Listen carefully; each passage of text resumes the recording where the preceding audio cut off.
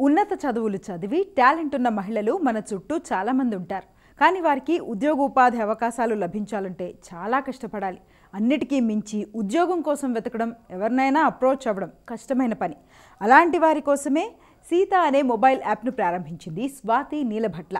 ఈ యాప్ రీసెంట్గా లాంచ్ అయింది. సీత యాప్ ఆలోచన స్వాతి నీలభట్లకు రావడం వెనుక షీ జాబ్స్ అనే పోర్టల్ ఉంది.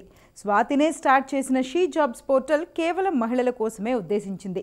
ఐటీలో పనిచేసే మహిళలు కొన్ని సందర్భాల్లో ఉద్యోగానికి బ్రేక్ ఇస్తూ ఉంటారు. ఒకసారి ఉద్యోగం మానేసిన తర్వాత వారికి మళ్ళీ ఉద్యోగం దొరకాలంటే చాలా కష్టం. ఐటీ రంగంలో ఎప్పటికప్పుడు కొత్త టెక్నాలజీలు వస్తూ ఉంటాయి. ఉద్యోగంలో బ్రేక్ వస్తే వారికి టెక్నాలజీలు తెలుసా లేదా అనే అనుమానంతో జాబ్ బ్రేక్ ఉన్న వారికి ఉద్యోగాలు ఇవ్వడానికి కంపెనీలు సిద్ధంగా ఉండవు. ఇలాంటి వారందరికీ సాయం చేయడం కోసమే స్వాతి నీలభట్ల కోవిడ్ సమయంలో షీ జాబ్స్ పోర్టల్ను ప్రారంభించింది. ఈ పోర్టల్లో ఉద్యోగం కావాల్సిన వాళ్ళు అప్లై చేసుకోవచ్చు. ఐటీ కంపెనీల వారు తమ వద్ద ఉన్న ఉద్యోగ అవకాశాలను పోర్టల్లో పోస్ట్ చేస్తూ ఉంటారు. ఇదే విధంగా పోర్టల్ తరపున ఇండియా, అమెరికాలో ఉన్న కంపెనీలకు కూడా వీళ్ళు అప్లికేషన్స్ పంపుతూ ఉంటారు. అంతేకాకుండా ఈ పోర్టల్లో చేరిన వారికి కొత్త టెక్నాలజీల్లో శిక్షణ కూడా ఇస్తారు. ఈ పోర్టల్ బాగానే సక్సెస్ అయ్యి చాలామంది మహిళలకు ఉద్యోగ అవకాశాలు కల్పించింది.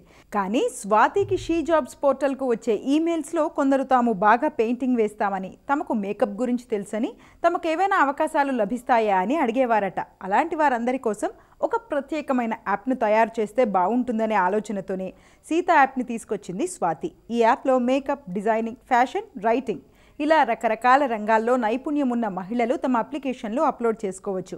ఈ రంగాల్లో ఉద్యోగాలు లేదా సేవలు అవసరం ఉన్నవారు ఈ యాప్కు వెళ్ళి తమకు కావాల్సిన వారిని ఎంపిక చేసుకుంటారు. అంటే నైపుణ్యం ఉన్న మహిళలందరూ ఒకే చోట కంపెనీల వారికి లభ్యమవుతారు. ఇదే విధంగా మహిళలు ఉద్యోగాల కోసం వేర్వేరు చోట్ల వెతుక్కోవాల్సిన అవసరం ఉండదు. ఇంత వినూత్నమైన రీతిలో మహిళలకు సపోర్టివ్గా నిలబడ్డ స్వాతి నీలభట్లకు Ernst and Young entrepreneurs winning విమెన్గా గుర్తింపు కూడా వచ్చింది.